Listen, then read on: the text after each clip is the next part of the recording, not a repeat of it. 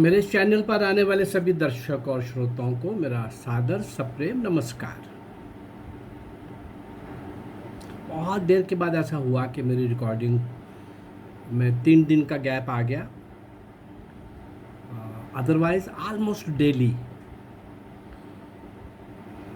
अभी पीछे मैंने जो लिया है स्वतंत्रता संग्राम का 190 वर्ष का वो इतिहास,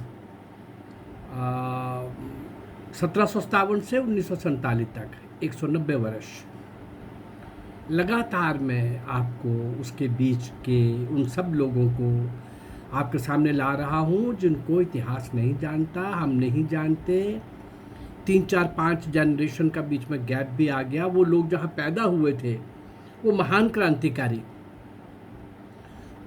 क्रांतिकारी एक से एक बढ़ कर के वीरता और शौर्य के शिखर पर बैठे हुए, इतने जुझारू, इतने तपस्वी, इतने त्यागी, इतने पुरुषार्थी, इतने हिम्मती, इतने साहसी, ऐसे कमाल के वो महान क्रांतिकारी भारत माँ की स्वतंत्रता के लिए स्वयं को निछावर कर दिया। लेकिन हमें बताया गया कि देश की आज़ादी नेहरू और गांधी ने लेके दी थी। जो वीआईपी जेल में रहे, एक लाठी नहीं खाई, और जिन्होंने काले पानी की सजा भुगती, जेलों में अनशन करते हुए, अत्याचार सहते हुए दम तोड़ दिया, और जिन्होंने फांसी के तख्ते के ऊपर हमेशा की नींद सोने का सारी दुनिया के सामने एक उदाहरण प्रस्तुत किया, हंसते खेलते हुए,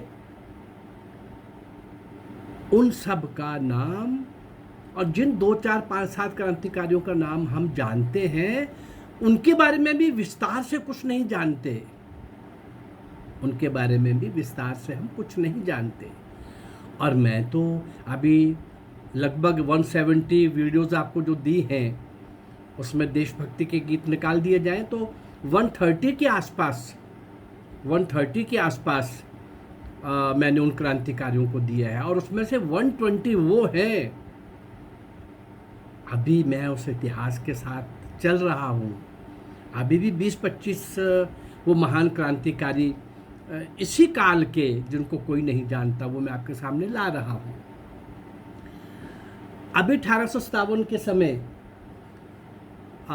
जो उससे पूर्व 1757 से और आगे बढ़ते चले जाते हैं, तो एक बात तो ध्यान में रखनी होगी कि 1857 की क्रांति के महान नायक, सूत्रधार नानाजी पेशवा, वो आपको हर जगह दिखेंगे जब 1857 की क्रांति की बात करेंगे। तो मैंने जिन 2 नायकों को दिया है अभी कुछ दिन पहले, कित्तूर की महारानी चेन्नम्मा और फिर कुमारी मैना, अल्पवयस्क छोटी आयु की नाना साहब की दत्तक पुत्री। कितने कष्ट, शायद दुनिया के अंदर ऐसी अल्पवयस्क पुत्री के साथ, लड़की के साथ दुनिया में, धरती के ऊपर इतना अत्याचार।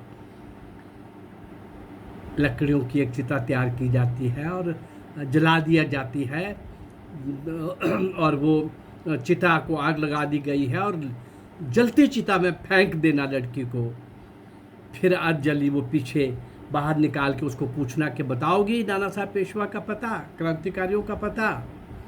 और वो बहुत टूटे फूटे शब्दों में आहिस्ता आहिस्ता इतना ही बोल पाती है कि मैं क्रांतिकारियों का नाम नहीं बताऊँ।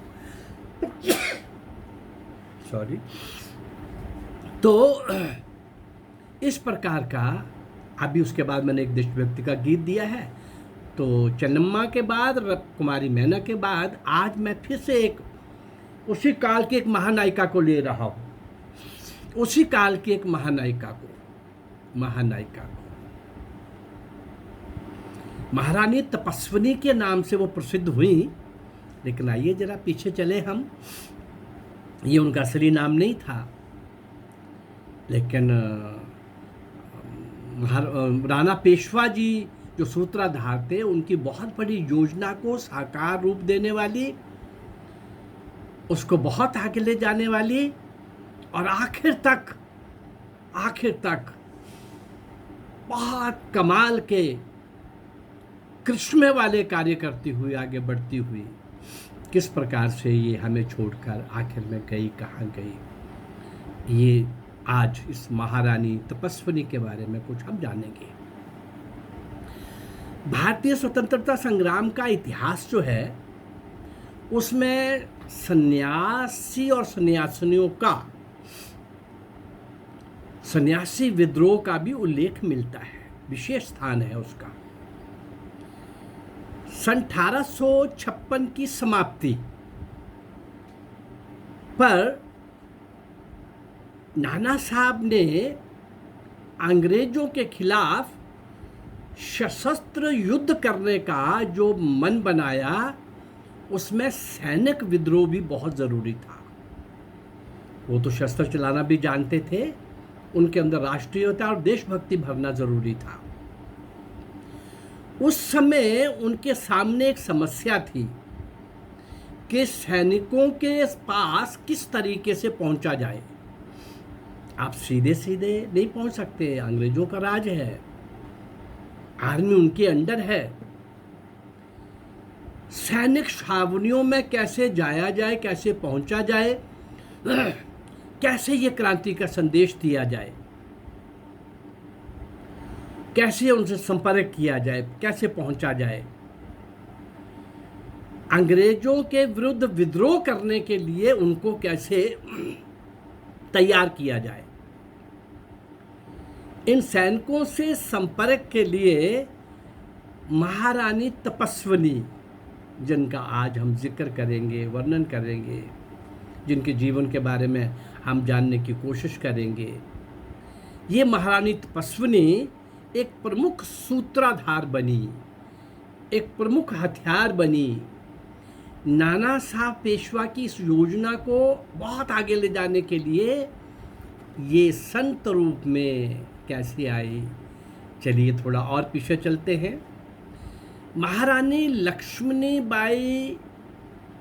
लक्ष्मीबाई झांसी की रानी के परिवार में उनकी एक भतीजी, उनके ही सरदार पेशवा नारायण राव की पुत्री सुनंदा का जन्म,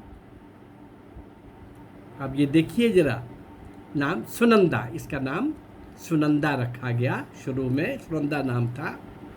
कहाँ हुआ? वाराणसी में हुआ।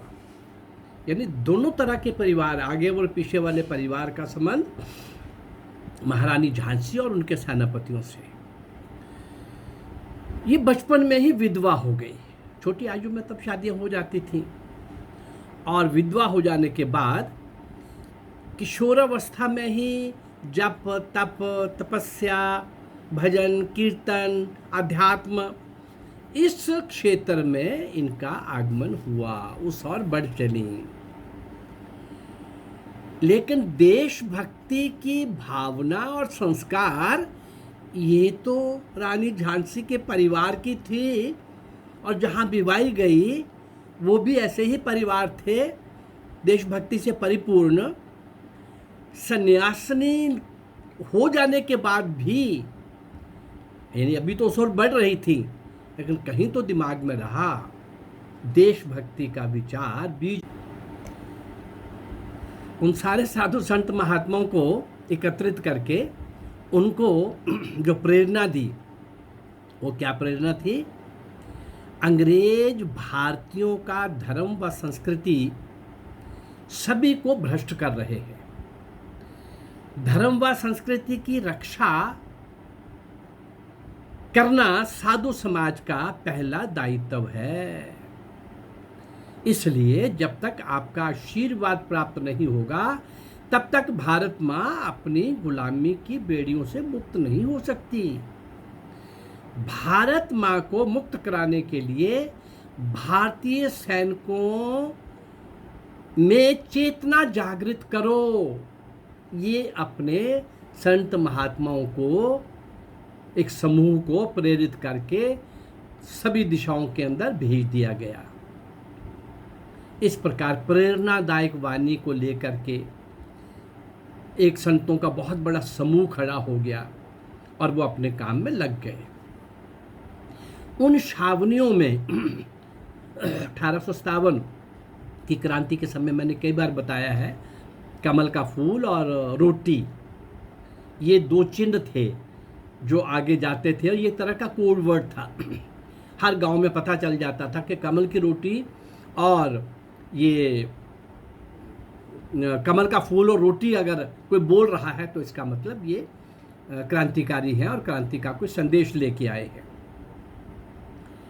अब इन दोनों संकेतों से, ये क्रांति के संकेत थे और सब जगह ये घूम गए, सारे के सारे संत जो हैं सब जगह ये याद कराया जाने लगा, बात आगे बढ़ने लगी और उनको क्या कहा जाने लगा कि आपके सामने एक समय आएगा, स्थान निश्चित होगा, समय निश्चित होगा, उसी दिन और उसी समय में ही इन अंग्रेजों के खिलाफ सशस्त्र क्रांति सैनिकों को अंदर से करनी है। पूजा पाठ संतों का अधिकार है और सैनिकों के पास जाने में उनको कोई रोक नहीं सकता था, और इसलिए साधु संत महात्मा छावनियों में, सैनिक छावनियों में जाने में उनको रोका नहीं गया, और रोका जाता तो इसका और रिएक्शन होता अंग्रेजों को, और ये पता भी नहीं था कि इतना गंभीर मामला है। उन्होंने कहा कि भाई ठीक है, अपना ये कर रहे हैं तो हम कोई एक नया पंगा क्यों लें किसी के साथ भी। इस प्रकार से धार्मिक भावना को ठेस लगेगी तो ये लोग भड़क जाएंगे, देश भड़क जाएगा। इसलिए साधुओं के छावनियों में प्रवेश पर कोई विशेष प्रतिबंध नहीं लगाया गया।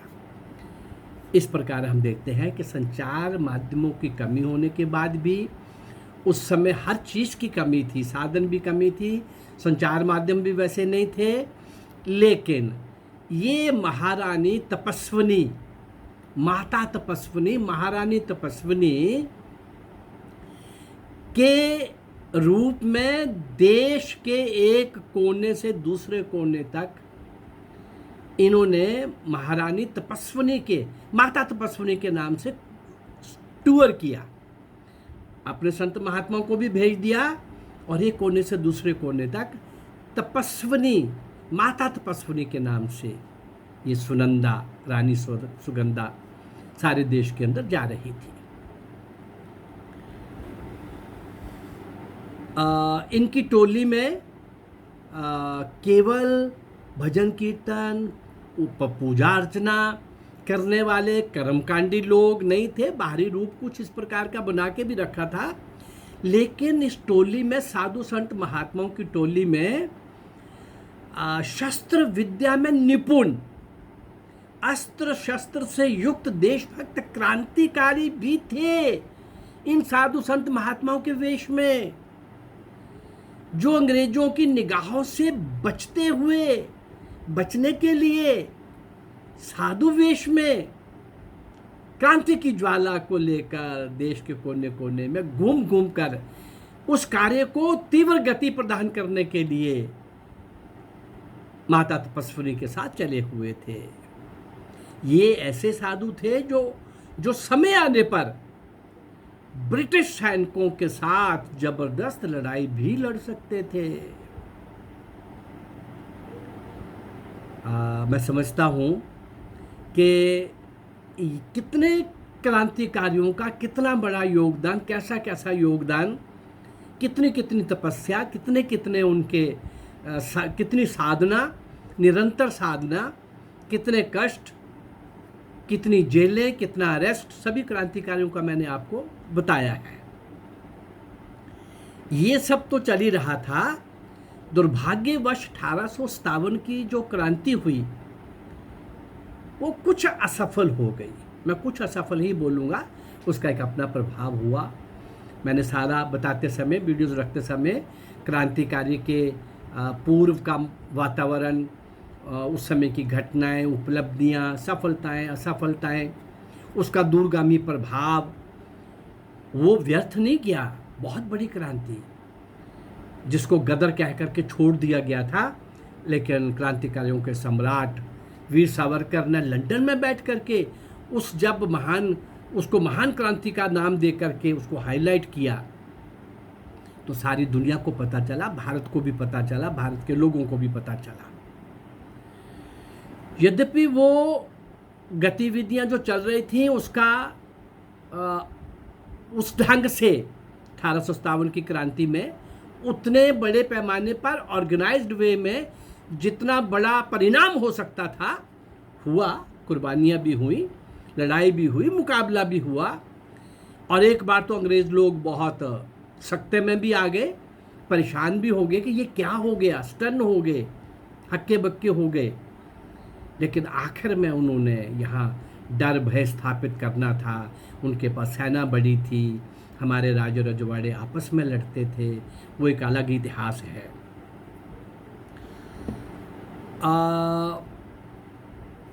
अंग्रेज़ों को इस बात का ये पता चल गया कि वो सारे साधुओं को प्रेरित करने में और 1857 की क्रांति में साधुओं की भी बहुत बड़ी भूमिका रही है,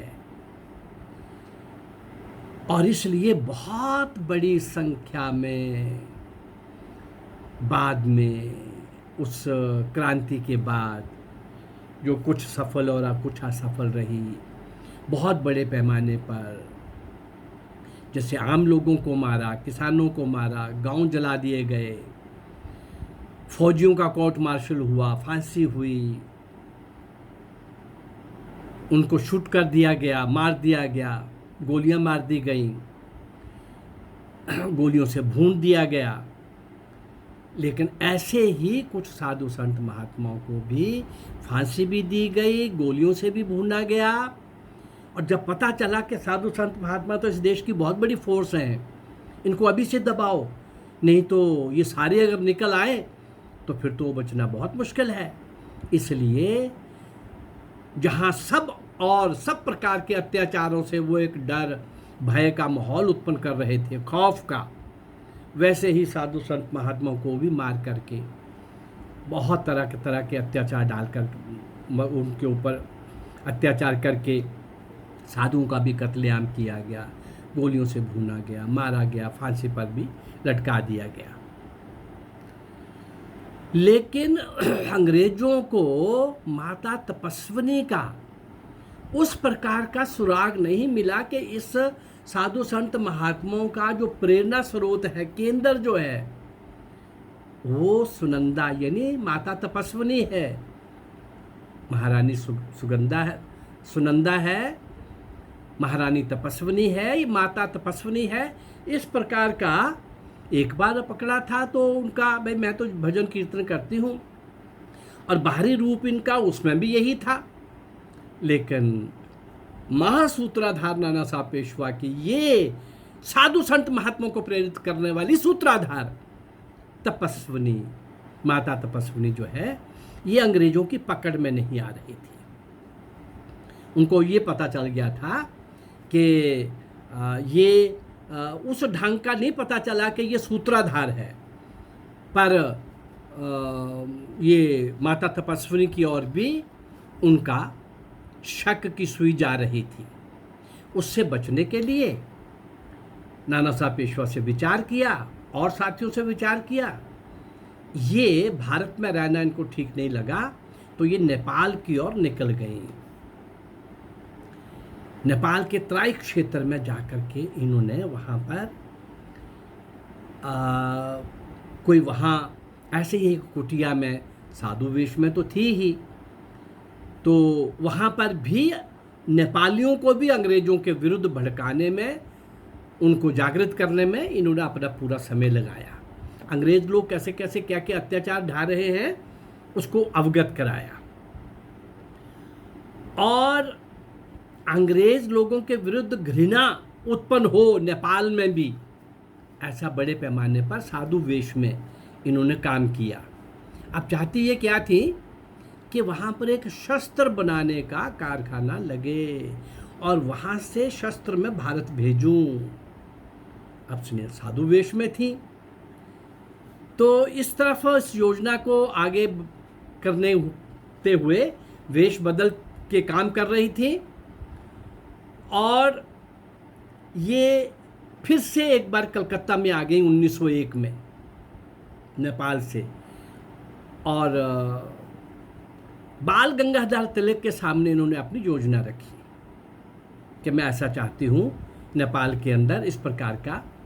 तो बाल गंगाधर तिलक ने एक बंदूकों का कारखाना वहाँ खोलने के लिए एक योजना बनाई, एक प्रारूप तैयार किया, और उसमें उन्होंने क्या किया कि एक पुणे के एक महाराष्ट्रीय युवक कृष्णाजी प्रभाकर खांडिलकर को भी तैयार किया कि इनके साथ जाओ, और वो कुछ विधि जानते थे बंदूक बनाने की, और इस प्रकार का अब पैसा कहाँ से आएगा, तो तिलक जी ने ही, बाल गंगाधर तिलक ने ही, नेपाल में पैसा नहीं मिल सकता था, वहाँ काम हो सकता था लेकिन पैसा एकत्रित करने चलते तो बात बिगड़ जाती, बात शायद खुल जाती।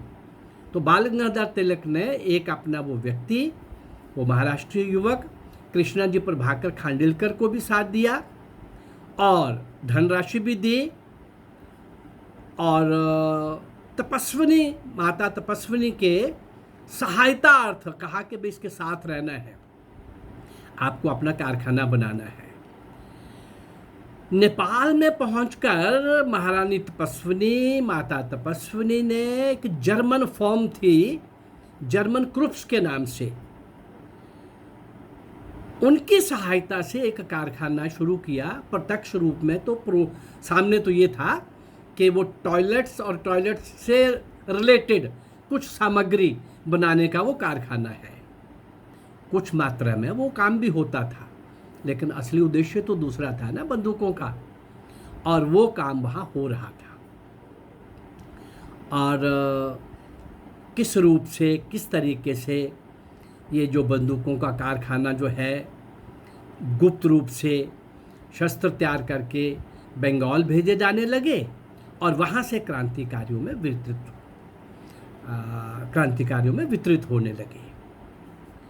सुनंदा माता तपस्विनी बनकर उस क्रांति के महासूत्रधार नाना साहब पेशवा के साथ मिलकर उनकी एक बहुत बड़ी योजना को सैनिक छावनियों तक पहुंचाने के लिए साधु संत महात्माओं को एक टोली बनाकर, समूह बनाकर के आगे बढ़ने वाली।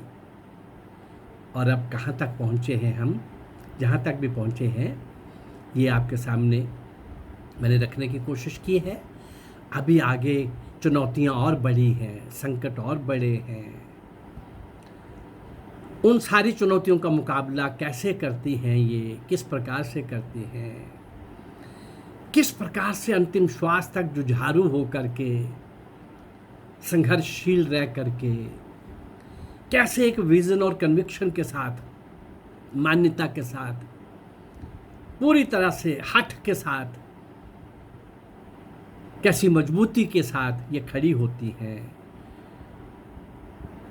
आगे की बात हम कल के इस एपिसोड में करेंगे। रानी सुनंदा, महारानी तपस्विनी, माता तपस्विनी भिन्न भिन्न रूपों से उस महासूत्रधार नाना साहब पेशवा की योजनाओं को साकार करने के लिए किस प्रकार से अपना रोल निभा रही हैं, भूमिका निभा रही हैं। आज यहीं पर हम इस बात को समाप्त करेंगे। मैं उन सब क्रांतिकारियों को ले रहा हूं जिनको इतिहास में कोई स्थान नहीं मिला।